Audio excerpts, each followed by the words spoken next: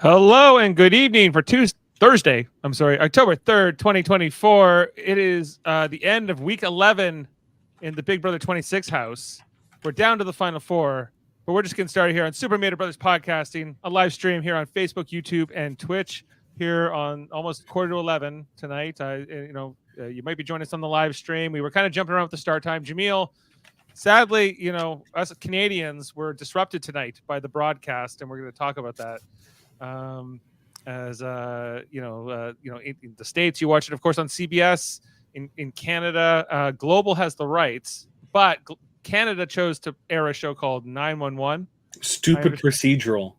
A procedural show. A stupid procedural. You know what? This episode of 911 that was so important that they had to delay Big Brother for an hour. A truck, for whatever reason, was transporting killer bees in the middle of LA, and it got in an accident, and all those bees let loose, and 911 was called because the killer bees could potentially kill 40,000 people in LA, and the 911 staff had to put their neurons together to figure out how to save the day. Spoilers, next week there's going to be another issue that 911 has to deal with. And then last week, there was another issue that 911 had to deal with. So it's a procedural. So that means, it just is on an endless loop of almost the exact same thing. Is it a fiction or is it a fiction? Oh, it's a fiction. Okay. I was procedural. It's like the stupid Chicago shows or Chicago Fire. Yeah, Chicago Med, Chicago PD. But it must be a global show. It must be like their show, and they're trying to push it. Well, it is. It's an American show. It's an American show. So, yes. So I wonder, because Global doesn't just deal with CBS. They must have. This must be like another rights thing they have to air this, and they had a conflict tonight. So Jaemeel, I actually watched this episode on CBS, and because Global wasn't playing it, we didn't get the commercials pasted over. So I got to watch all kinds of fun Buffalo commercials that I normally don't Gambino see. Ford. There was the Barnes firm. I don't know what happened to Salino, but Barnes is still going. Barnes is still going. Apparently, yes. So that was fun because even if you try to watch, like normally if Global and CBS are playing at the same time, I have both channels. If I try to go to CBS normally, it will just still show me the Global ads. It's almost like Global just takes over the CBS feed while that show's on, because I guess for Canadian advertising rights, they want to make sure that they get those, they can prove that Canadians only watch those versions of the show and don't watch these American ads. But tonight, it wasn't quite like the Super Bowl where we got amazing commercials, but it was part of the experience.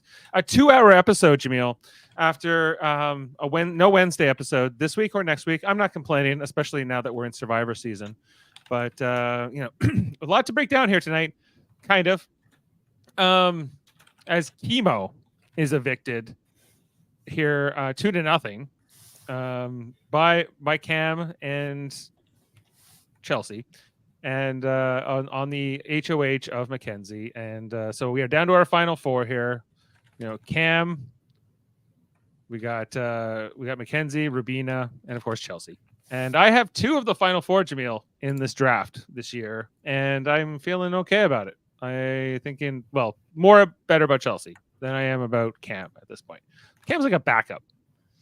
I just finished my my email to Global. Oh, okay. Sorry, I didn't mean to interrupt the no. the angry letter to Global about what are you doing? This is not right. People wanted to watch this in Canada.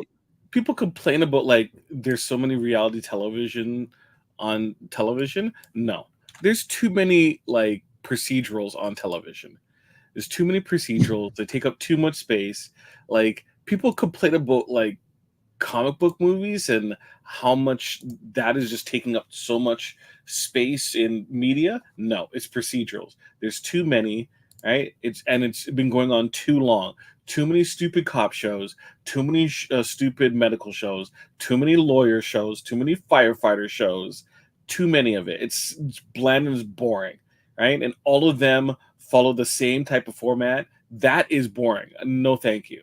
Is there an other show that you would have been okay with them, like, saying, No, sorry, no? like if you're it, look, especially the eviction episode. If it wasn't the eviction episode, we can have a different conversation. More But eviction forgivable. episode, especially when it's um, airing, uh, quote unquote live, it's presentation there. That means if we're an hour behind, by the time we finish our first hour, the news is already out, right? About who got evicted, True. right? It makes not it's nonsensical, It's right? yeah, Where this be is the like, more "Oh, consequential stop episode. the bees in 911." Let's talk about the episode of 911 and how they saved the day this time. Right. There's nothing like that. Well, Global, they had to make a call, and that's what they did. They chose So poorly. they chose poorly, as they would say in the was the Last Crusade of Indiana Jones there. But Jaemeel, um, this 2 hour episode, okay, I gotta tell you, it was a little tough for me tonight. It was like, what were they? For a lot of it, they were like throwing tortillas around, and Slapping each other in the face with tortillas. This is what yeah, we couldn't this get is the what's making the H2H. air. This is what's making the final 5 episode. This is what all the drama and thing. It's a very passive, final house guest here. I think it's kind of maybe this younger generation. They're a little bit more kumbaya and not as cutthroat as whatever. But I thought Jaemeel will be saying that back in the Dr. Will days, they would never have slapped tortillas around.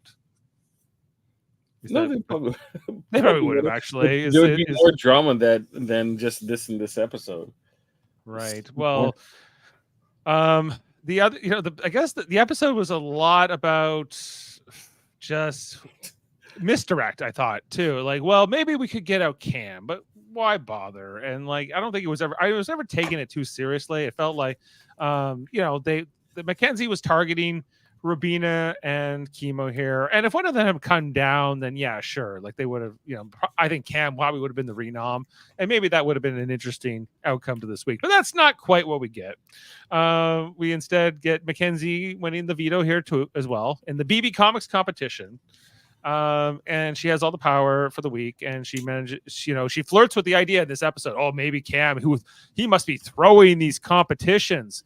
What's he doing? Like, how can he be beat by Chemo? This guy was in the CFL of all things, right? Like, there's no way. But I think that it's completely, I completely believe Cam that yes, he's just bad at these. Like, and he just doesn't really have that passion, that oomph, that let's go out and get it. Your thoughts? Yes. My thoughts on this matter. Yes, sir. When you talk about passive gameplay, I'm going to switch gears and let's talk about Chemo and Rubina. Okay.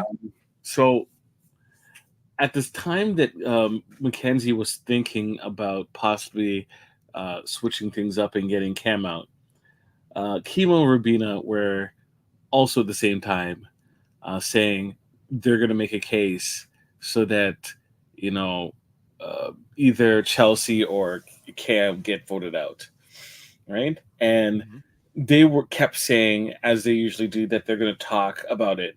They promise they're gonna have a conversation and put in some work, and then they don't. And one of the best ways to make sure that you can kind of like save your life in the game is talk to the HOH, which they seem very hesitant to do, even when there's only 5 people left in the game. I don't want to end up talking to this or pitch too much, right? They're always pitching. They're always talking amongst themselves and making grand plans. And then when it comes to pitch, they don't pitch, or they pitch well after things have been decided.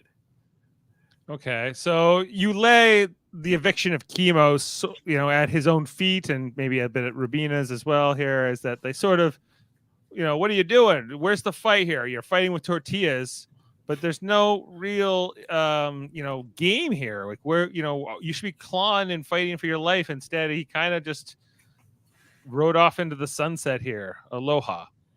Yeah. Like I guess that's the thing is that some of the more aggressive, spicy, dramatic players, they're all gone from this season, right? And so a lot of the people that are left, Are weak-willed? kind of, except with the exception of probably Chelsea McKenzie, who I don't put in that category. I don't think Rubina's weak-willed in most aspects of her life, but in this game, she seems weak-willed. I think Mackenzie is, because Mackenzie totally got fooled by Chelsea in voting out, and she felt it this week, where she realized how dumb it was to get rid of Leah, who would have been on her side, and realizing that she is in a tough position because um, Ultimately, she Cam's has. loyal to Chelsea, right? As well. Well, and is Chelsea seems like she's loyal to me, but is she really loyal to me? Like, there was questions about, um, as we came down to a final decision as to who they were going to vote, and Chelsea was trying to put a foot down, but there was a lot of back and forth where they're like, we're going to pick this person instead of this person, and was against her wishes ultimately. And then, but Yeah, at the end result, it seems like they finally were convinced, and they did what the HOH wanted them to do. yeah. Well, I think that there is, like, when you look at Mackenzie's game here, and which she's been successful, in competitions at least, but in terms of how she's I think in particular this Leah thing was not a good move for her in the previous week before this double eviction. Into this week, I think Chelsea just seems to have her ear a little bit more than she should, but I think that that's just because Mackenzie's a little young and maybe not as experienced yet. I think an older Mackenzie might do differently here. That's sort of my sense of her. Maybe not. Maybe she would do this at 30, but I somehow doubt it. I think that she's kind of just a little green here, and But she's worked with men in construction. She's tough, well, as so her she bio said. says. So she says, and I think I think that there's a little bit, there's truth to that as well, but maybe not. It might be a bit exaggerated, but I think that that's probably necessary, as well. Who had chemo? Daryl. Okay. I was just updating the draft here. Poor Daryl. He's not doing well in drafts these years. He's down to Rubina though. Yeah, he's definitely a lock for final two. I'm a lock for final two. It appears. I Unless don't think we're getting the Rubina Cam final two. Or Cam McKenzie. I don't know. Okay, and so ultimately, my other thing in this episode that kind of threw me off was like Cam was kind of talking to Chemo and saying like maybe I don't want to be see the last other guy go into this final four. Maybe me against three girls is a mistake. So he flirts with this idea of keeping Chemo. Ultimately, he votes Chemo out here. He goes along with Chelsea, probably because that's what Chelsea told him to do. Probably because he was told even if you force a tie, Mackenzie will break it to vote out Chemo anyway. Even though that was not also in Mackenzie's interest in this game, Jaemeel, is that Mackenzie was like, well, no, like I can probably work with Rubina, and Rubina might actually, take me if she happens to win power or whatever, and into this next stage. So she was more inclined to vote out Chemo here, I guess. But that's not what Chelsea liked. So why did Chelsea ultimately Chelsea made this call here to vote out Chemo as well? I guess that's my ultimate. Why did Chelsea do this?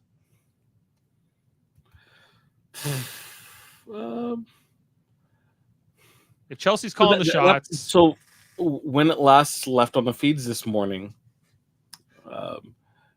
Cam had seemingly convinced Chelsea about keeping Chemo, and we saw that back and forth where they were like teaming up on Mackenzie, sorry, to keep Chemo, and she wasn't having it, and they were going back and forth, and it seemed like Chelsea was 100% on board, right? And then Cam would leave, and then it was Mackenzie and Chelsea, and Mackenzie more or less says, "Okay, Goody's gone. Now, come on, we have to, you know, get rid of jeez, Chemo, chemo. It's so late. It's been such a day. I no problem. swear. Okay, focus. All right. So yes, and Chelsea was still on board in terms of, keeping chemo, which Chelsea was kind of angry about, right? And she was angry because she didn't understand how all these plans were made, and then all of a sudden Cam gets it into his head in terms of communicating with Chelsea about keeping chemo, right? And uh, Cam, who just had a horrible week in terms of how he's being presented as an ally, is just like, well, I think chemo is obviously better for my game, and even though I'm technically not contributing outside of my vote, um, I still think that we should do something. I should have an equal say in this partnership where you and Chelsea are doing all the heavy lifting, Mackenzie. Right, winning all Right? the HOHs, getting out all these big targets. Because the truth of the matter is the difference between Robina, T Core, Cam versus Cam, Chelsea, and Mackenzie, MJ is that in Big Brother, right? To have power, you must win, right? You must eventually win, right? And the only time that in the last, what, five or six uh, head of households and vetoes is there's one win amongst a trio of T Core, Rabina, and and Chemo versus Mackenzie's won what, like four, right? No, four. I think four in the last six, yeah, right? yeah, 6 weeks, she's been four. winning a lot. And Chelsea's won two head of households in that same span, right? Including the double eviction one, which is very Which is very memorable. vital, And she gets out right? Angela on that, who she can pin her a feather in her cap on that one, but So, like, what you doing, Cam? What you doing, Cam? Right?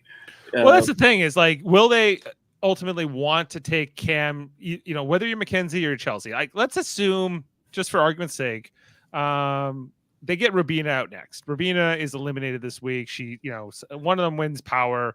Let's say it's so, Chelsea, and so they get keep out in mind, for Rabina. that to happen, that means either Cam or uh, Chelsea win head of household, Correct. right? And then either um, Chelsea, Cam, or Mackenzie win veto, Right. right? Those For are the them to be options. able to vote to get Rabina out.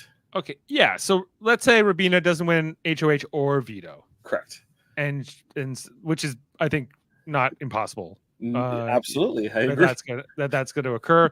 So and they get out Rabina one way or the other. It's either whether it's Cam or Chelsea's HOH. I don't know. Like, I guess if it's Cam's HOH, like, it changes his game a little bit because at least he can say he did something. He won something at one point. He won immunity. He won immunity but Yeah, he won ultimately didn't. immunity during Final Four veto. He Final. won the easiest HOH there is to win, where you have no other choices, right? Yeah, Basically, you barely have a choice.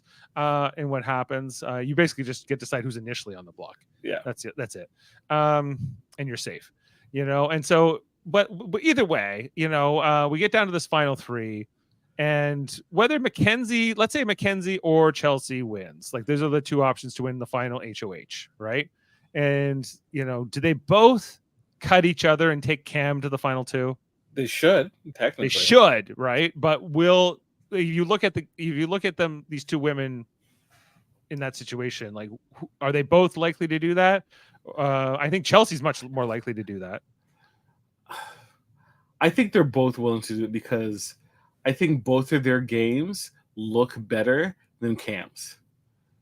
Right. But Right? would Mackenzie be sort of almost like a Cody Calafiore season 16 kind of a move here, where she takes the stronger competitor to the final two? No, I think enough people have told her. Yeah. Well, she might take Chelsea. And the honestly. and Chelsea, if Chelsea can just work her all week, leading up to that decision. Well, well, that's where the veto is going to be so important because if Cam wins it, and let's say Cam doesn't have HOH, so that means either you have a combination of uh, Rubina, Mackenzie, or Chelsea, Okay, so right? we're back in the final 4 week here. Yeah. We're I let's say it is, as I mentioned, Cam is the one who gets to choose, right? Ultimately, who is there on the block, yeah. right? Or So he who's puts going up Rubina and Mackenzie maybe. right? And then he wins again, right? So that means he's No, going to there's have no to. way. There's no way Cam wins back to back. Who says? Well, When it comes, especially if it's one of those like, get the highest number type of deals, like how he won veto last time. it's not Where impossible, he but beat Tucker because Tucker missed, not because he beat Tucker. the trend of the season would indicate that Cam is not going to win back-to-back competitions since he's won basically none. But maybe, it's not impossible. It happens. And so, all of a sudden Cam comes alive, especially after this week where he's been sort of emasculated and told by Emasculated.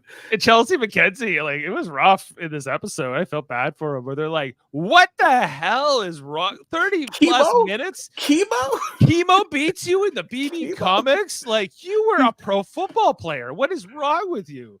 Chemo is he has was it carpal tunnel, a bad back, and he's 35. He's like an ancient man at 35. You're a spry 25, Cam. There's no way. Like I love what they think yips. I got the yips. I don't know what I'm doing. I just love how he's describing the yips to someone who's never heard the yips before, right? Yeah. And expecting them to believe it. It's just like, come on. They're like, come on. Got all my dogs at the crib. He's like, yeah, crib. So, but when I say Cam has to, like, you're saying that Cam needs to, is impossible for him to win 2 times in a row. Well, not impossible, but highly unlikely. Rubina does not win one of the 2 times, or like any of the times. Because if she wins she wins head of household. Their trio is done. If she wins veto, their trio is done. Like, yeah, if I was a betting man, and I'm not, but if I was, I would put money on Mackenzie and Chelsea. Obviously, Chelsea winning the HOH and Mackenzie again winning the next veto is a very high percentage chance, I think, for me in this next week. Now, it might not happen. It might be some other variation of that. Obviously, Mackenzie can't win, but I can see even Chelsea winning HOH and veto. I would put that as a very high likelihood. I would put Chelsea HOH, Mackenzie wins the veto is the next likely outcome. Cam probably after that, winning one of those 2 competitions, probably not both, and then Rubina probably not winning anything, but Rubina could win both, and this could be completely a completely flipped situation. I think that's the most interesting outcome next week if somehow Rubina's HOH, and if she has the veto. Oh my god! Well, all she will be doing is choosing who gets to pick who goes. But it would give her a lot more credibility with the jury. Mm-hmm. It would keep her safe, obviously, puts her in the final 3. Yeah. And gives her a shot to make a case, at least, in a final 2 situation. Well, not necessarily. She has to win a final 3. Well, but she'll be in the final 3, or she might get taken. She might just get taken to the final 2. I would try to find out who knows their days better, and if it's Chelsea, that's the person who I have to focus on getting rid of, because sure, Mackenzie winning. If it was Mackenzie, Cam, and Rubina, right? Mackenzie's gonna win one of the two, head to heads, right? She's gonna win one of them. Right? Oh, very likely. I think right? Yeah. So the question is, Rubina, if it's Rubina, can I beat Cam, right, on the wall climbing competition that's most likely going to be part 2? I would have liked to have known who had a worse time, Cam or Rubina in the BB Comics competition tonight. I have to believe it's Cam. You think Cam had the worst time? I think so. That would have been like because Rubina was not doing well in this. I think she might have even timed out, but I'm not even 100%. But yeah, this is crucial. I think that like if you're a Rubina fan out there watching right now, All the and you're hoping Filipinos. all the big Rubina stands out there, I think like this is do or die for her this week. I think that if she wins this HOH, It shouldn't be though. Like you if think you're that Cam, shouldn't you want to keep Rubina? Yes, but okay, but you don't really. And everything I've analyzed about Cam this season indicates to me that he does whatever Chelsea tells him to do, right? So I think that, like, yes, like if you're objectively looking at what Cam should do or play or do, yes, I agree. But I don't think he will do these things. I think he's just kind of go, okay. I think shout out to my dogs in the crib. That's what he lives for. That's all he does. Like, I'm here to shout out to my dogs in the crib every Thursday night, and beyond that, I don't care that much. He's just kind of existing in the house.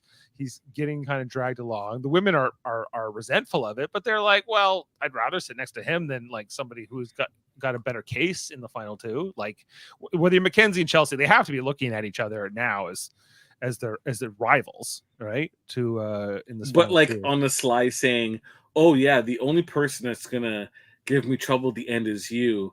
But like it's the same thing. You thinking about me, so it makes sense that we take each other, so that there is a strong woman who wins at the end. I think that's the conversation you kind of, as you're working together in a trio. Right? Isn't the temptation is like, yeah, I'm gonna have to drop you and take Cam because he's ass, right? I think you're kind of lying to yourself. You're lying to each other. I think you can make that pitch, right? Shouldn't we want to go against each other? I think that's almost the default argument, but I don't think that often holds true.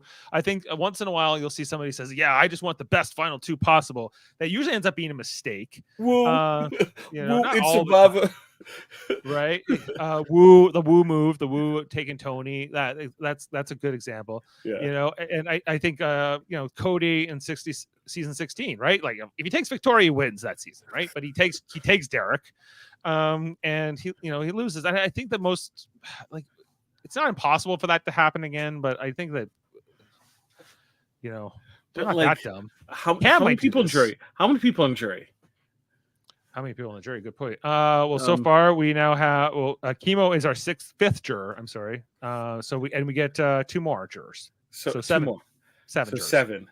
So Rubina could technically have T-Core, right? Could have against Cam. T-Core could have Angela, could have Chemo. That's 3, right? And then like all she has to do is get 1 more vote. That's kind of scary. The thing with who are we talking about? Rubina. Well, it is scary. I don't even think let's say that Rubina wins this next HOH and she just has safety for the week. So now like Cam, Mackenzie, and Chelsea have to eat each other. They have to try. One of them goes one way or the other. And when you get down to this final 3, let's say Cam's the one to go there. And now you get this 3 women final 3. They got to be looking at Rubina as the biggest threat, right? Because they'll say almost like guaranteed T-Core and Chemo are voting for Rubina no matter what. That's almost 2 votes locked up immediately. Especially since T-Core thinks that Chelsea voted for her in the 4-1. Right, she's a little bitter against Chelsea, or she was. No, she thought that Chelsea did not Chemo voted for her to keep her. Right. But eventually she'll find out that's not. She'll find out. Yeah, in the especially now that Chemo's back. Right, exactly. But you saw that we got to talk about the jury segment eventually too. But that T-Core was kind of like propping up Chelsea a lot. Oh, Chelsea the best, right? Chelsea this, but she was also saying that about Rubina and Chemo a lot. Those are the 3. I think she loves Rubina and Chemo. She does. She can. Her lizard brain is like Chelsea's playing the best game. Quinn said the exact same thing. Right. Right. No one was talking about Mackenzie. I think Mackenzie's still playing a good game. Well, Leah did. Leah said that she's the comp beast of the season, and she just keeps winning, and she saved herself in Leah seems like she doesn't hold any. She's disappointed, but she doesn't feel like ill will Not towards. bitter about Yeah. it. Dr. Will come through at some point and shake. Well, that no, out. Dr. Will this year. Oh, we'll get some version of that. Yeah, I'm sure. Dr. Will said that he's not doing it, and then there's a lot of debate as to who will be the roundtable guest. Taylor Hale has thrown her hat in the ring, but I think she's a little bit too. She's too recent and also too well liked. Yeah, they'll probably get Derek or Cody or somebody like that. They should. Nicole Franzel, hi everybody, and then she's like, "Now are you bitter?" Get Christine so everyone could boo her. No one remembers Christine. They're like, "Who are you, Christine?" And then they show a picture of her husband. It's like, "Oh yes, oh yes." Oh yeah. Right. I was just so fixated with Cody Calafiore. What about the girl that season who got hit by the train and got reconstruction surgery, and every time she appeared, they made a choo-choo train sound every time? I don't remember that. I don't know her name, but I remember that about her. That was so embarrassing. What about Derek X? People like Derek. Sure, why not Derek X? Bring back Derek X. Yeah. Do I have any Derek X on the soundboard? I wonder. He wasn't necessarily known for his quotes. His quotes. Or Xavier. Or put Kylan there. Have Kylan be the. I have some Derek X going on here. Let's go with. I can't go against the Royal Flush Alliance. Yes, the very impressive and memorable Royal Flush Alliance. Don't forget it. Never forget about the Royal Flush Alliance. So everything I do, I try to be the best at it. Well, there you go. So that's his pitch to come be the Dr. Will. I don't think it's going to be him either. They're bringing back Jag next week. They said, for his assessment of the game so far. Almost like he's they're not winning enough comps. They're not winning enough. Win more comps, and you'll win the game probably. And there's some truth to that. I honestly, without you, if you didn't remember mention his name, I totally would have forgot he won last year. Yeah, me too. I'm like, Jag won last year, like this, like 1 year ago. I barely remember any of that. If someone asked me what happened last year, I'm like, Suri was on the show. Right. I remember the season, but it feels like it was 5 years ago. Yeah. Instead of last year. Is it because this year's later and it's just longer? It's not even longer. It's only at 77 so far. I think it's also just a lot of that cast last year, I feel, was forgettable. Yeah. And I feel like this cast is a little bit more memorable this year too. So the beginning of the season of last season was more memorable with the Teachers Alliance with was it Hissam who was like so no nonsense. And do I still have some Hissam quotes? I do. It's shocking, isn't it? It's shocking.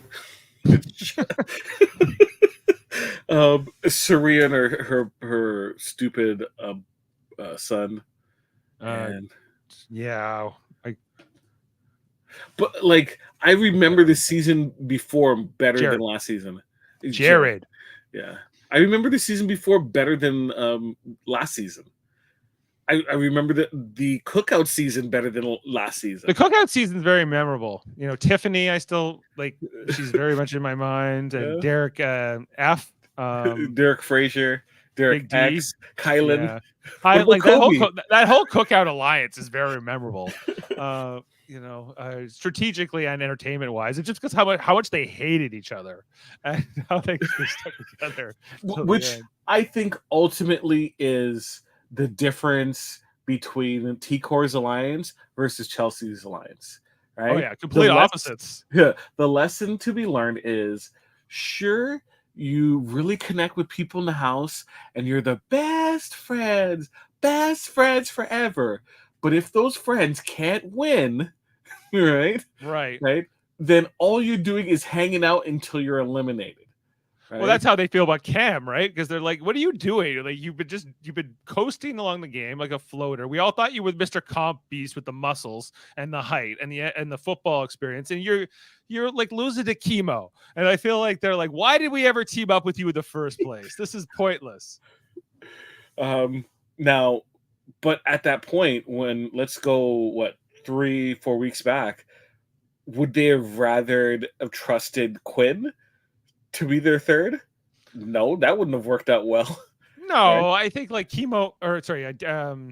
has played his role in that he's a vote for them, and that's his role. And to look intimidating. And yeah, even if he doesn't win, he's always a threat to win in people's minds, even if that's a very I'm saying I don't have much confidence in his ability to win either competition next week, but It depends on what it is, though. it could happen.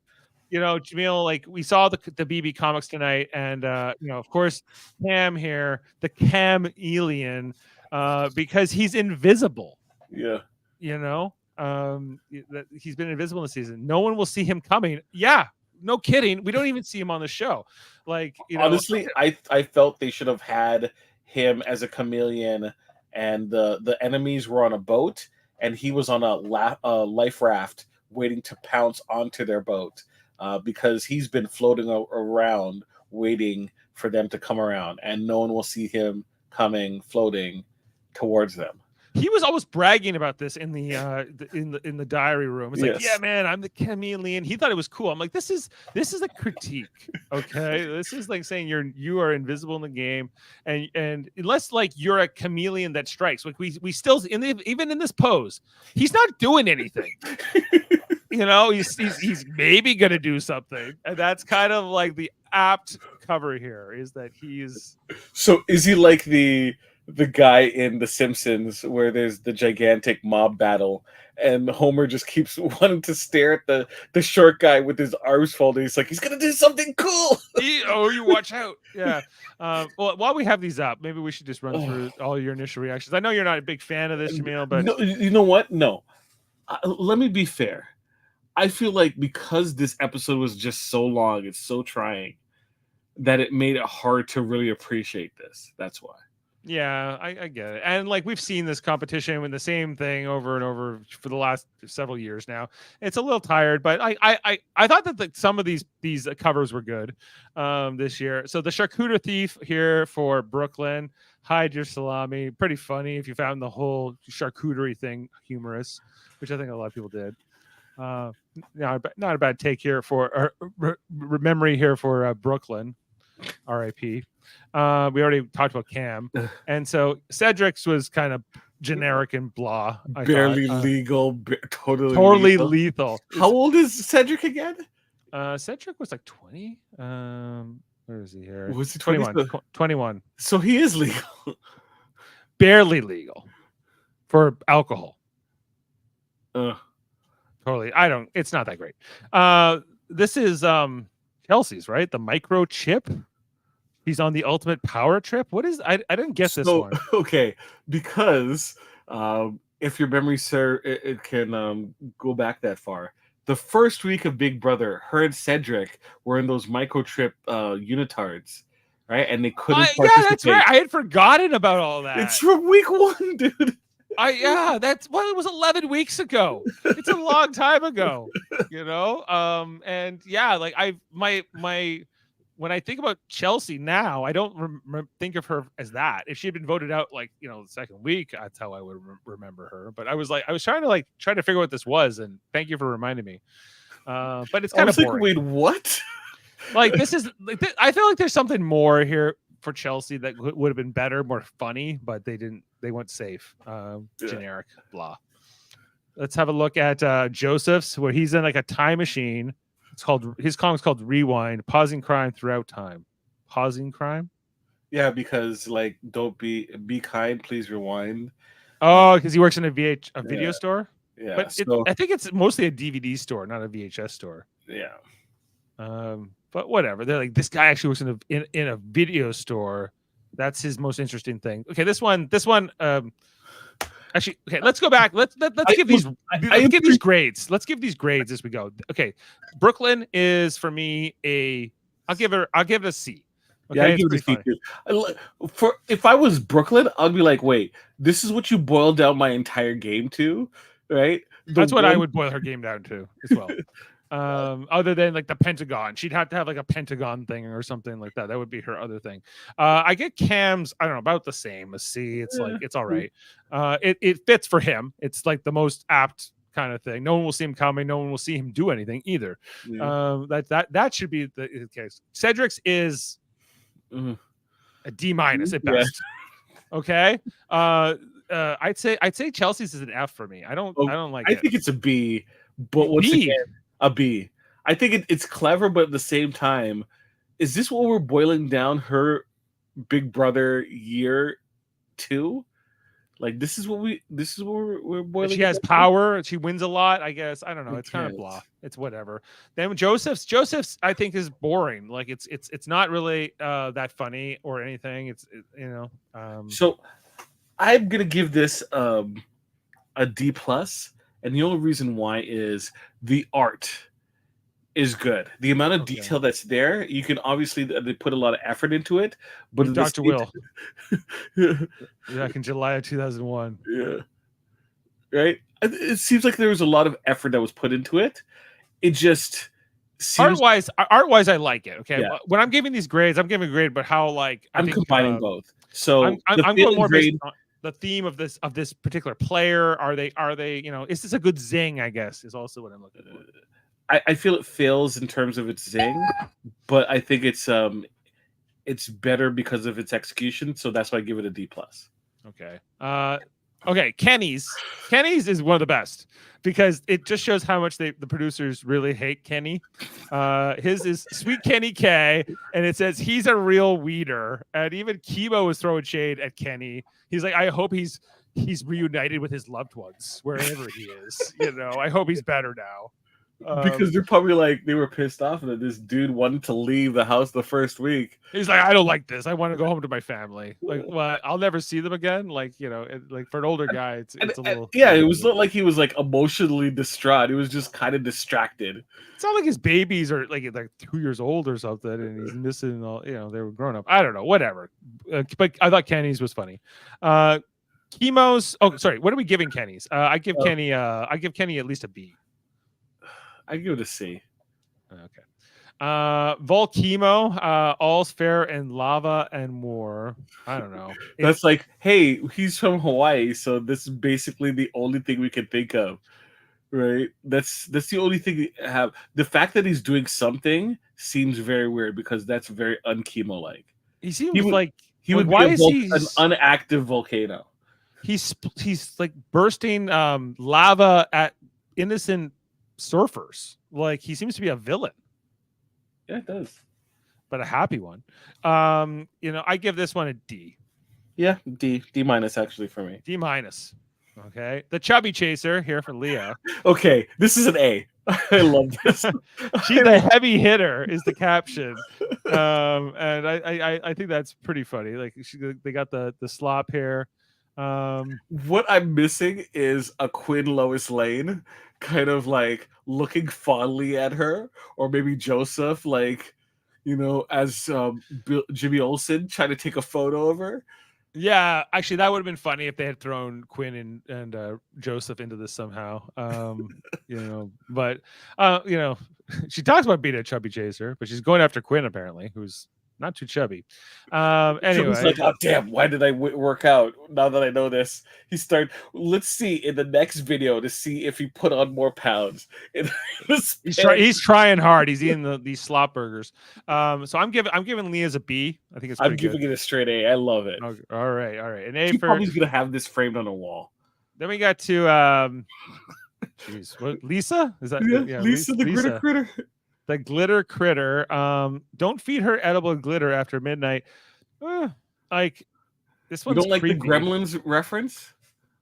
Well, I like the Gremlins reference, but I don't know. I didn't feel like this one was a good one for Lisa. Lisa's character was so much more of like a Tinkerbell kind of I felt like putting her in this like grotesque version of herself, looking like a troll. She looks like more like a troll, and like the feet. not very flattering here for Lisa. So I thought that this is not like I like the Gremlins thing, but I don't think this is not the direction I would have went I'd for be the Lisa flat one. out kind of insulted by this, honestly. Yeah, I can't imagine Lisa likes this. And I don't know. I give this one D. Yeah, Or even I know actually I'm going F. This is an F.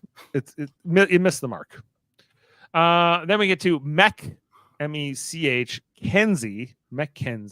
She'll control alt delete you. Whatever that means. That's to open up the taskbar that you can end programs. Well, I know that, but like she'll control okay, whatever. But like the science who are the scientists? Who's this guy? Joseph. Is this Joseph? Is this Joseph and Quinn? And we don't know it. They're part of the experiment to create the Mackenzie bot. Mackenzie. Are they saying that she's a game bot?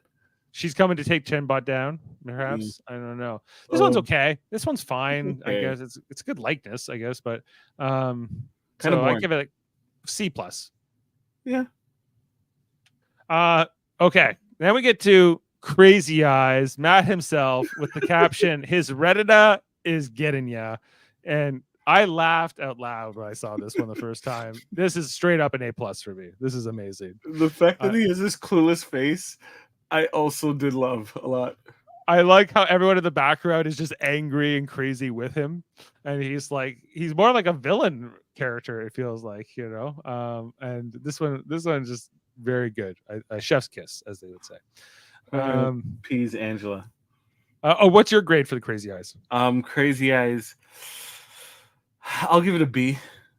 B? Yeah. What in the world? Jason R. Phillips asks. Jason, jump on. Yeah. Well, he's not a Big Brother guy.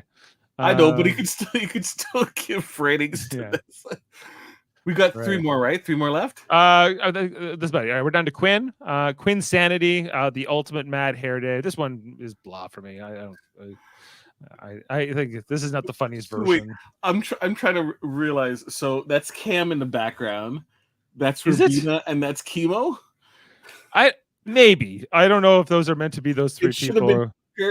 Should have been Tucker. All the people he was involved in getting out: Tucker, Cedric, and not really Cedric, but Tucker for sure.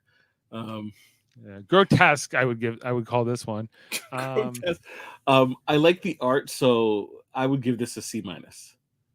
Otherwise, it would be getting a very low mark. Yeah, I'm giving it a D. It's blah for me. And then we get to Rubina, the roller rebel.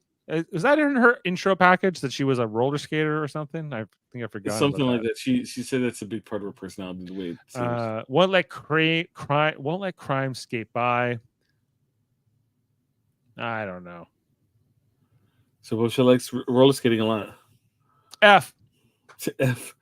It's an F. Yeah, I appreciate how excited she was about it, though. Yeah. No, I'm not with it. Jaemeel, yours. Yeah, it could be an F. It's more the background more than anything. I don't like the art either. I think it just seems kind of lazy. Like okay, Crow Slay here for T-Core. I have to agree. This was pretty awesome. And apparently Mackenzie's dad is here in the background. I think is it this man? No. It's this man.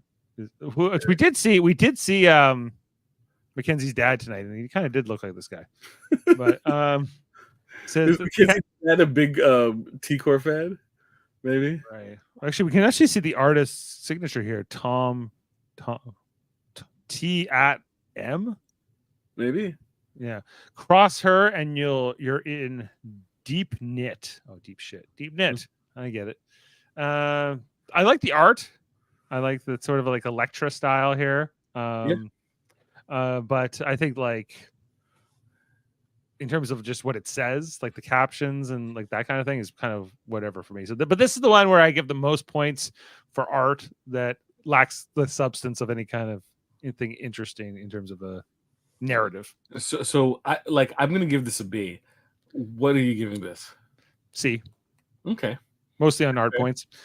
And two more. We got the instigator. He'll tuck you up as Tucker here. This one's pretty great. I like this one a lot. I love all the idea of the Times Square, the New York theme here with him.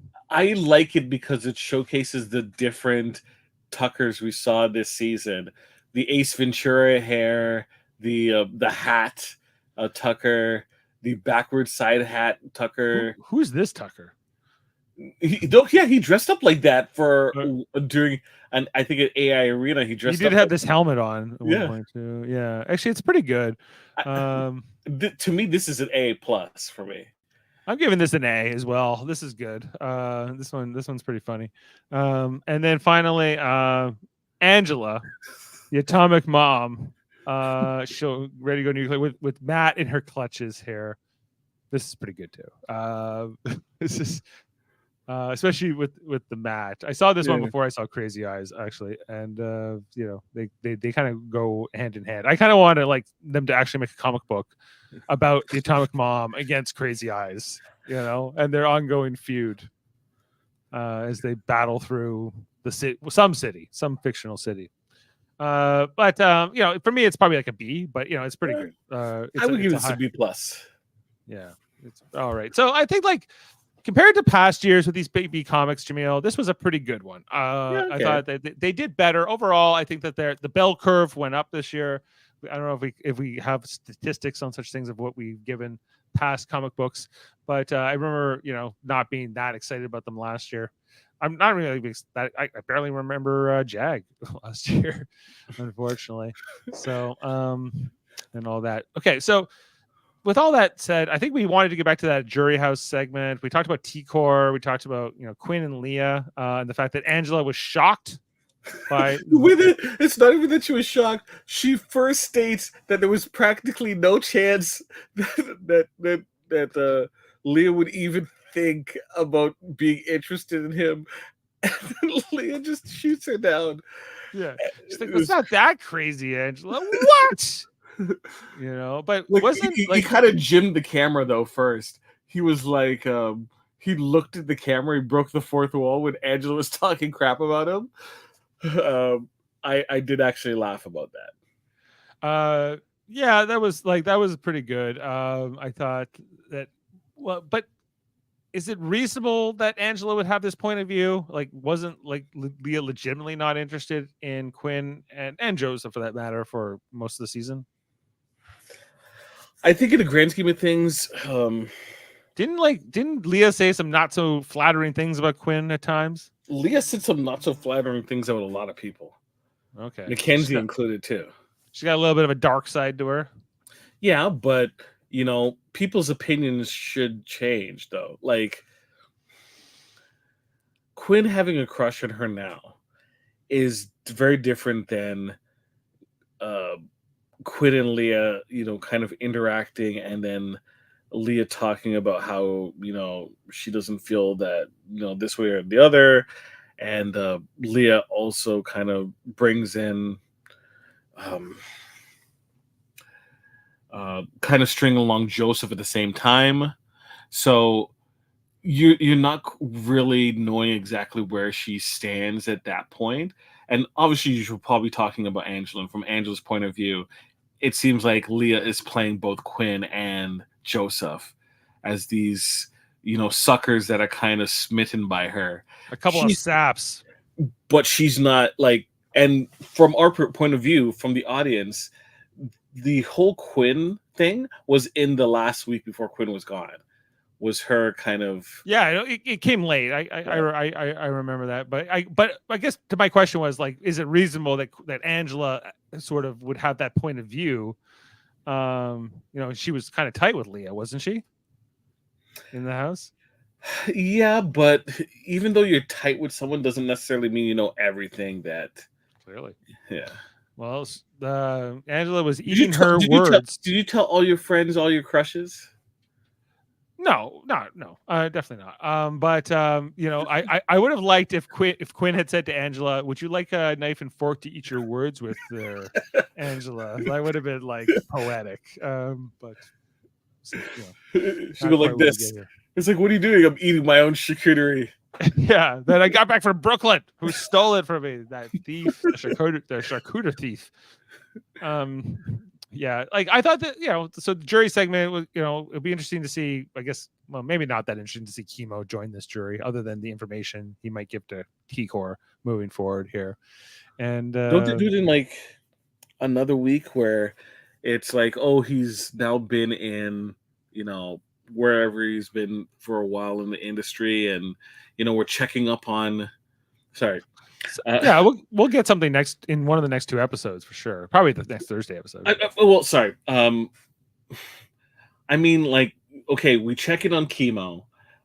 He does his, introduction and coming in, and then wouldn't it be the next time we probably see it is going to be the final 3 Sunday show, wouldn't it be?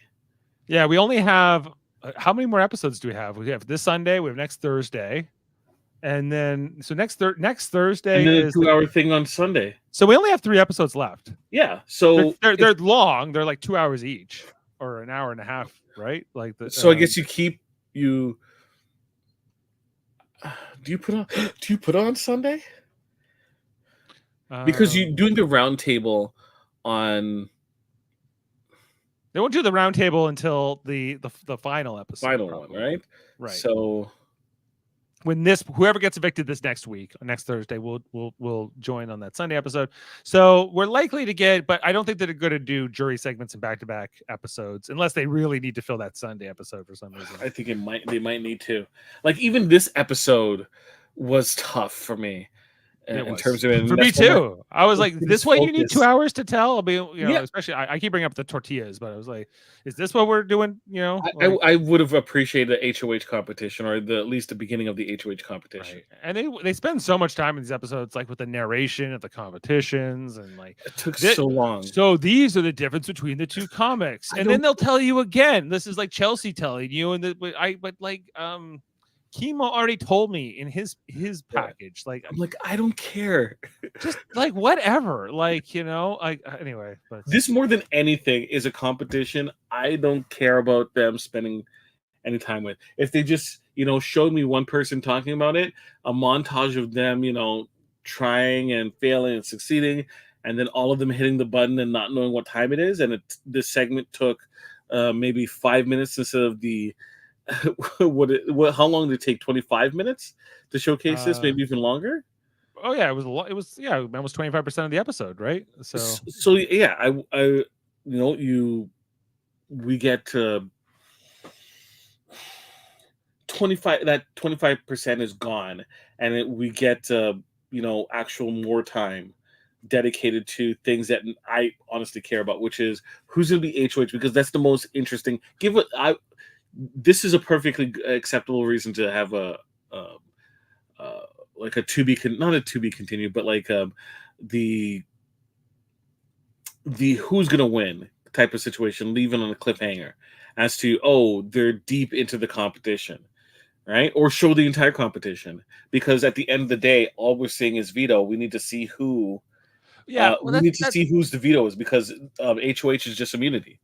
Do they think that the casual audience just doesn't want that? Like, for me, what I would rather have is more genuine diary room sessions, more like interesting questions presented to them, not like narrate me through this competition, not narrate me through like what the differences in these props are, because that's not that interesting. That would only matter if like we felt what their diary sessions were being truthful, or at least insightful in some respect, as opposed to we're going to be goofy, and obviously we seem very coached and saying the specific thing about a narrative, and as opposed to true feelings. Like I felt like Tucker was talking more from the hip.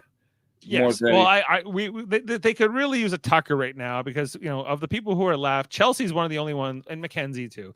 Chelsea and Mackenzie have personality. Rabina at times, and Cam never. Right, unless he's shouting out his dogs. That's her personality, right? But That's the personalities of these people. But Mm.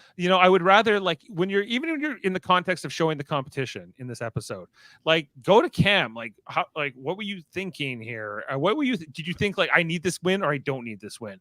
Like, how relaxed were you? That I think that's the stuff more here. But As opposed to just showing them once after a bunch of stuff has happened and you didn't really get their line by line or piece by piece of how their feelings evolved from point A to point B. I would rather have more context. If you're going to watch the competition, I would like to know, like, you have no idea who's going to win or not based on looking at these edits. So it's kind of like, it seems like in a holding pattern because and I think they've been burned before where they put all the eggs in the Chelsea basket because she's just so seemingly dominant.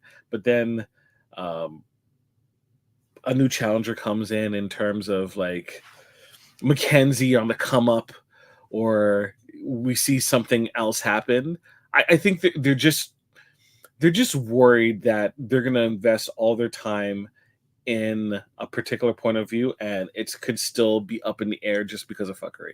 so the result is you just get like generic all the time from Yes, everybody. that's what it feels like. So you don't lean too hard on any one character. Is that the idea? Okay. It's boring and it's dumb and it's safe and it sucks. Yeah, I think there's just a better way to go about this.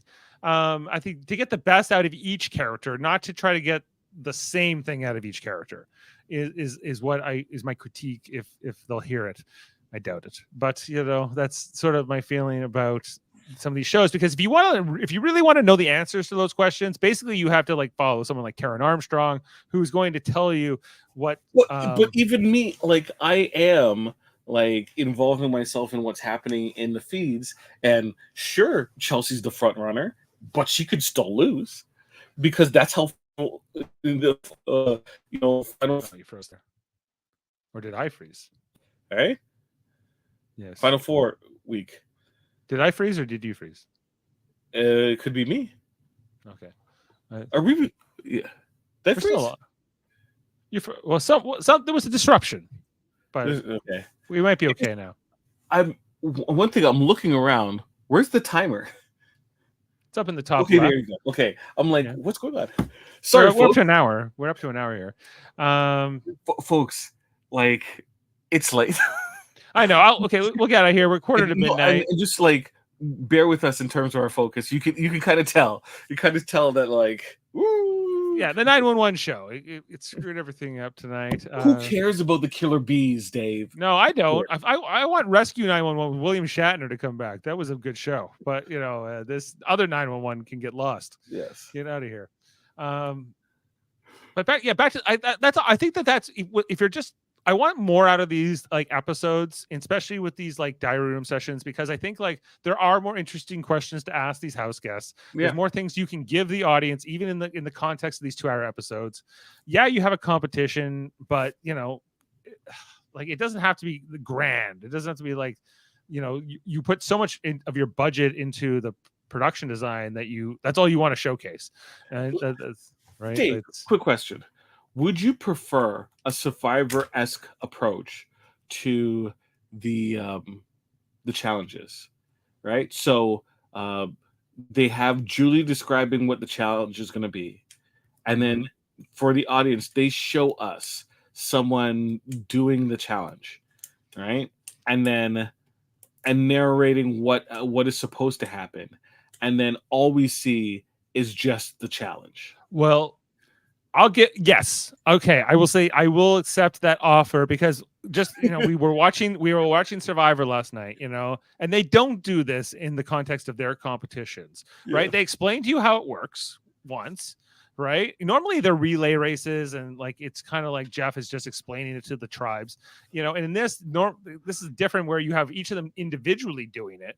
Right. And, but on Survivor, they would never, or very rarely do you get like intercut, like, this is what I was thinking when I was running towards the puzzle and like doing these things. So it was walking through the puzzle and I was hanging from the zip line or whatever. But you get more of that in this Big Brother competition narrative, and I would rather have the Survivor version, but even the Survivor version I think has become tired. It's just it's a little bit more exciting to watch just because usually they're kind of more athletic competitions, and I think it's more like watching like almost like a race in the Olympics or something. Most of these Big Brother things are parlor games and stuff that's more random, and so it's I don't know. It's kind of, to me, like who wins a Big Brother competition is largely not based on too much skill most of the time, unless you're Cam, I guess, and then it's just even you can't even like accidentally win. So that's just how it goes here. All right. Well, anyway, I know it's tired. Let's wrap up here for tonight. One more thing. Yeah. Did you appreciate Julie asking Chelsea, tell Auntie who you're voting for?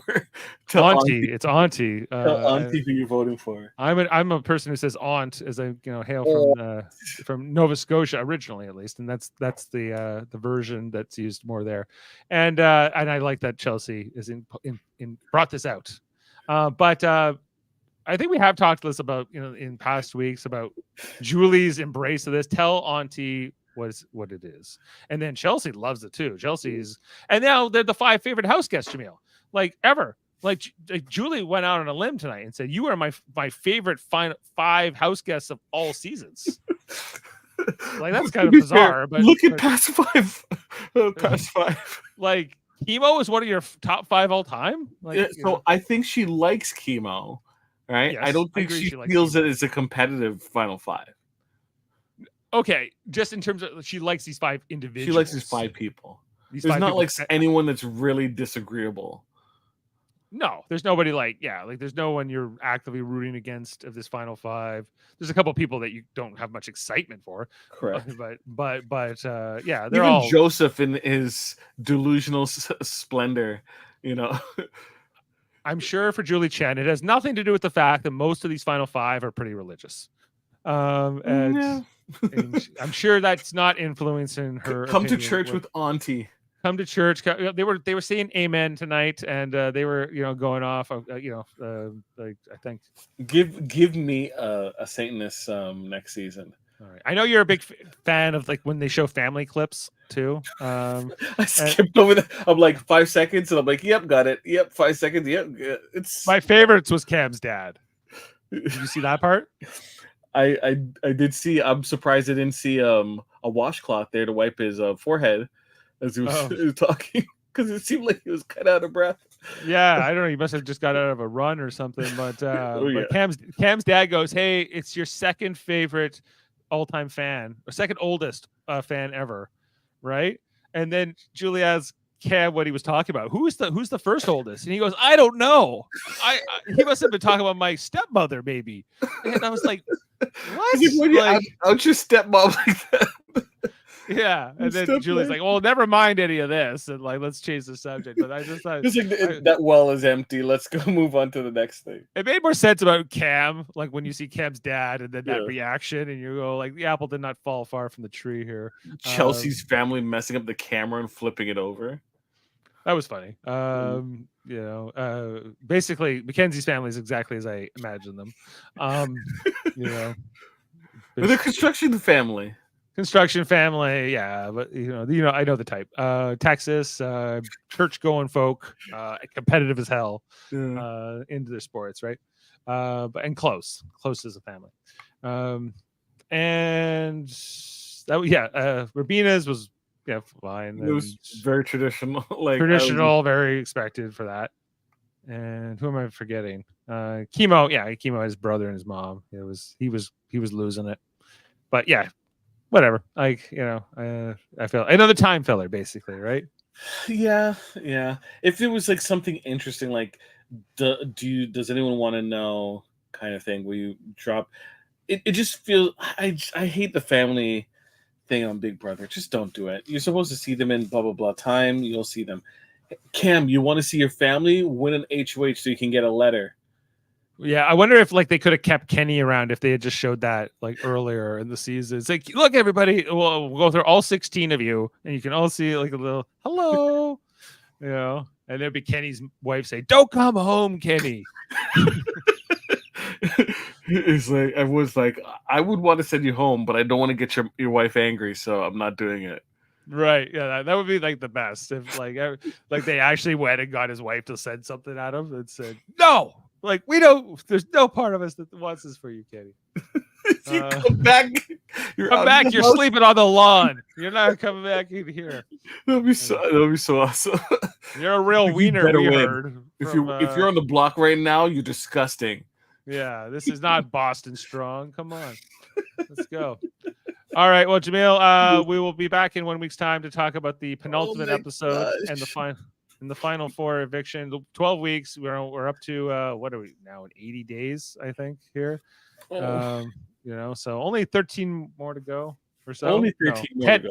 10 more. Only 10 more to go. So 90 days is coming upon us, Jaemeel. It's always a journey.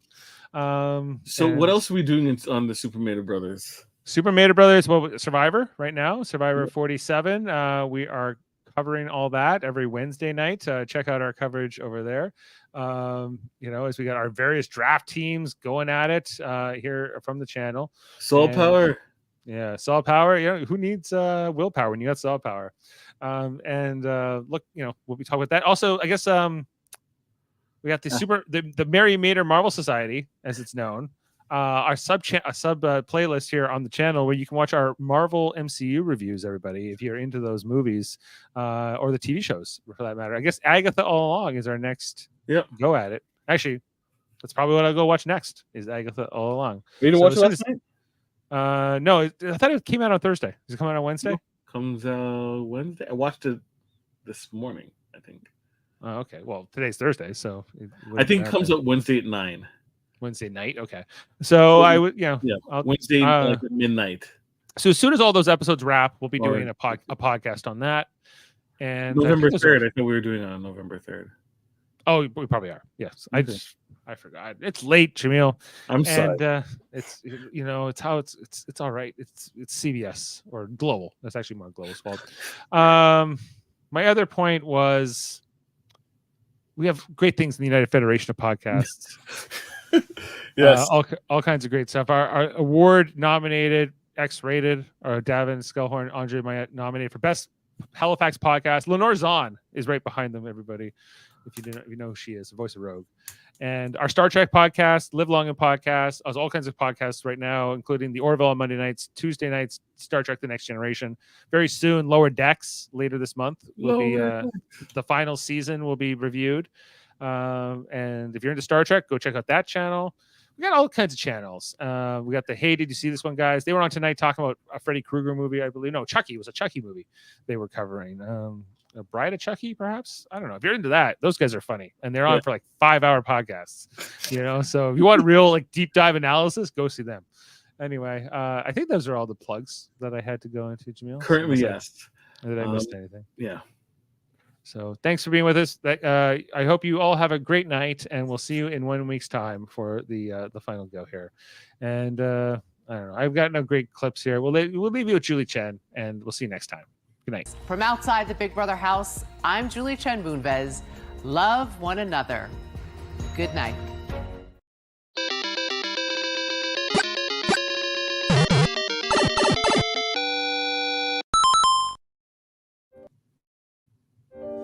Beam up some Star Trek content with Live Long and Podcast. Tune in to X-Rated, the X-Men animated review show. Artistic interviews with graphic histories. A roundtable movie discussion with Hey, Did You See This One? And movie reviews with Hold Up, a movie podcast. And while you're at it, spin a few records with Eamon on Track. Watch us duke it out on trivial debates. And let's chat about TV with the Super Mater Brothers. It's all here on the United Federation of Podcasts.